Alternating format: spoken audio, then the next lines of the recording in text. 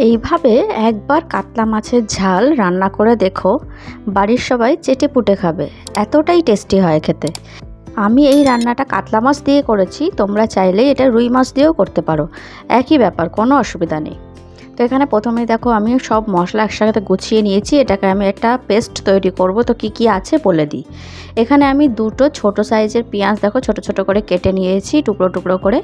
আর এখানে আমি দেখো 5টা কোয়া রসুন, হাফ ইঞ্চি আদা, দুটো কাঁচা লঙ্কা, হাফ টিস্পুন জিরে, হাফ টিস্পুন ধনে, আর অল্প কয়েকটা গোটা গোলমরিচ, আর 1 টিস্পুন সাদা সর্ষে নিয়েছি। তোমরা চাইলে সাদা সর্ষের জায়গায় কালো সর্ষেও ব্যবহার করতে পারো, আবার সাদা সর্ষে আর কালো সর্ষে দুটো মিশিয়েও ব্যবহার করতে পারো। তবে আমি শুধুমাত্র এখানে সাদা সর্ষেটাই দিয়েছি, কারণ কালো সর্ষেতে একটু অম্বল হয় সেই জন্য। তো দেখো আমি সব একসাথে মিক্সির জারের মধ্যে নিয়ে নিয়েছি, আর তার সঙ্গে আমি দিয়ে দিয়েছি সামান্য একটু নুন আর হাফ টিস্পুন মতন হলুদের গুঁড়ো।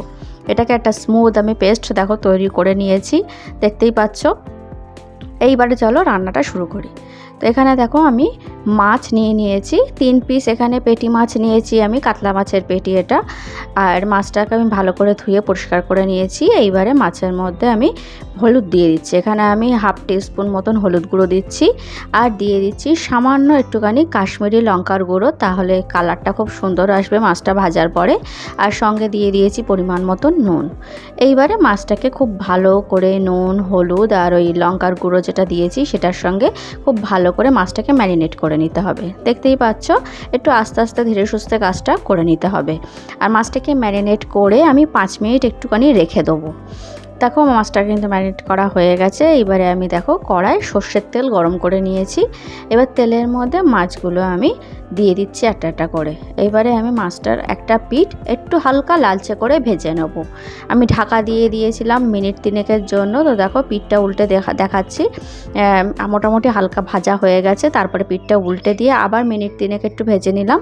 তো দেখো দুটো পিঠই আমার বেশ সুন্দর করে ভাজা হয়ে গেছে। তোমরা যদি মনে করছো এর থেকে একটু বেশি ভাজবে সেটাও করতে পারো, আবার যদি মনে করছো আর একটু হালকা ভাজবে সেটাও করতে পারো।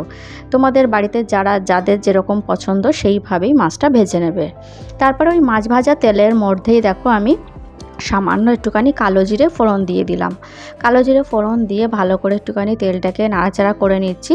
যখন ওই ফোড়নের জন্য সুন্দর গন্ধটা বেরিয়ে গেছে, তারপরে ওর মধ্যে আমি একটা মিডিয়াম সাইজের টমেটো কেটে রেখে দিয়েছিলাম, তো টমেটোটা দিয়ে দিয়েছি। এবার টমেটোটা দিয়ে একটু নাড়াচাড়া করে নিয়েছি, নিয়ে তার উপর দিয়ে আমি একটুখানি নুন দিয়ে দিচ্ছি। নুন দিয়ে আবার একটুখানি নাড়াচাড়া করে আমি ঢাকা দিয়ে দেবো মিনিট খানেকের জন্য, গ্যাসটা একদম লো করে।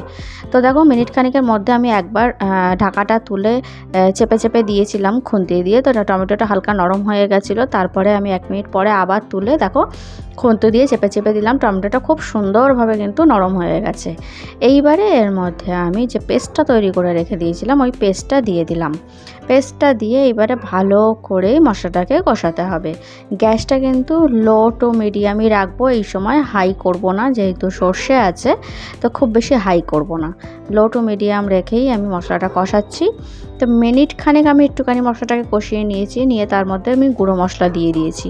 গুঁড়ো মশলার মধ্যে দিয়েছি আমি হাফ টিস্পুন হলুদ গুঁড়ো আর হাফ টিস্পুন কাশ্মীরি লঙ্কার গুঁড়ো দিয়ে মশলাটাকে আমি আবার সুন্দর করে কষাচ্ছি। গ্যাসটা কিন্তু আমি এখন লোই রেখেছি। তো দেখো বেশ সুন্দর করে কষিয়ে নিয়েছি, কি সুন্দর কালার চলে এসেছে, আর মশলা থেকে তেলও ছেড়ে দিয়েছে, আর নিচেও কিন্তু একদম লেগে যায়নি মশলাটা কষাতে কষাতে। তো আমি আবার ভালো করে একটু নাড়াচাড়া করে কষতে দিলাম। আবার প্রায় মিনিট খানেক কষিয়ে নিয়েছি। দেখো কি সুন্দর কালার চলে এসেছে, একদম অসাধারণ একটা কালার চলে এসেছে। মশলাটা কিন্তু কষানো একদম কমপ্লিট। এইবারে আমি গ্রেভির জন্য পরিমাণ মতন জল দিয়ে দিলাম। এটা আসলে একটুখানি হালকা গ্রেভি হবে, খুব বেশি পাতলা ঝোল টাইপের হবে না। তো সেই জন্য আমি জলটা অল্পই দিয়েছি, খুব বেশি দিইনি। দেখেই বুঝতে পারছো। এবার জলটা যার যেরকম গ্রেভি রাখবে, যে যতটা পরিমাণে গ্রেভি রাখবে সেই অনুযায়ী জলটা দিয়ে দেবে। আর তারপরে গ্রেভিটা আমি ভালো করে নাড়াচাড়া করে নিয়ে ওর মধ্যে পরিমাণ মতো নুন দিয়ে দিয়েছি। নুন দিয়ে নাড়াচাড়া করে নিয়ে ভাজা মাছগুলো আমি দিয়ে দিচ্ছি। ভাজা মাছগুলো দিয়ে মাছের উপর দিয়ে গ্রেভিটাকে একটু দিয়ে দিচ্ছি, তাহলে মাছটা খুব তাড়াতাড়ি নরম হয়ে যাবে। তো ভালো করে একটুখানি নাড়াচাড়া করে হালকা হাতে মিশিয়ে নিয়ে তারপরে ওর মধ্যে আমি 2টো কাঁচা লঙ্কা চিড়ে রেখেছিলাম সেটা দিয়ে দিলাম, দিয়ে ঢাকা দিয়ে দিলাম আমি মিনিট 3 জন্য, গ্যাসটা লো টু মিডিয়াম রেখে। তো দেখো ঢাকাটা খুলেছি, কি সুন্দর দেখো তেল ছেড়ে দিয়েছে আর কালারটা কি অসাধারণ এসেছে। তো নামানোর আগে আমি একটু ধনেপাতা কুচি ছড়িয়ে দিলাম। আর কিছুই করার নেই, আর কিছু দেওয়ারও নেই। আমি গ্যাসটা অফ করে আমি একটু স্ট্যান্ডিং টাইমে 2 মিনিট রেখে দেবো ঢাকা দিয়ে। তো 2 মিনিট পরে দেখো আমার গ্রেভি কিন্তু একদম রেডি। আর কি অসাধারণ দেখতে হয়েছে, আর ভীষণ সুন্দর একটা গন্ধ বেরোচ্ছিল। অবশ্যই এইভাবে একবার ট্রাই করো, এই রেসিপিটা ভীষণ ভালো লাগবে, কথা দিচ্ছি। এই রেসিপিটা কিন্তু গরম ভাত দিয়ে জাস্ট একদম জমে যাবে, আর খেলে মনে হবে একদম অনুষ্ঠান বাড়িতে যেরকমভাবে কাতলার কালিয়া আমরা খাই সেই রকমই খেতে লাগছে, এতটাই টেস্টি হয় খেতে।